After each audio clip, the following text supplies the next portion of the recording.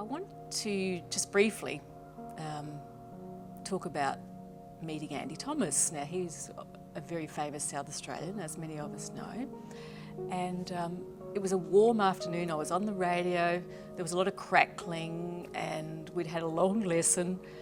Even though it was 30 minutes, it was long for some students, but one of my students at the end, as we were saying goodbye, said, "My cousin's an astronaut," and it was sort of one of those days where I thought, well, yeah, my brother's an astronaut too. It was just that curious sort of day, and I didn't think much of it, and I finished the lesson. I said to James, "That's wonderful," and I didn't actually follow up. Normally I would follow up, but I didn't on this day. Well, end of lesson, 5 minutes later, James's mother, Anne, was on the phone, and I think she sort of picked up that perhaps I didn't understand what James had said.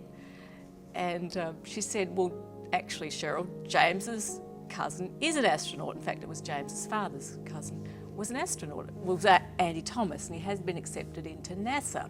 And she said, "Would you like him to talk to the students?"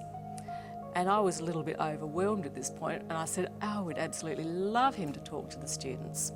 So after a lot of hard work, we finally were able to connect. Now, if you could imagine this, I'm sitting in the studio with the staff. I've got about 20 stations linked to the radio. We are linking via telephone to Adelaide, to a ham radio operator, and he then links us through to the Mir space station. It was quite magical, really. People on stations in the outback linking to the Mir space station. Now, we had 10 minutes to talk to Andy. It was as clear as the telephone. It was just magical.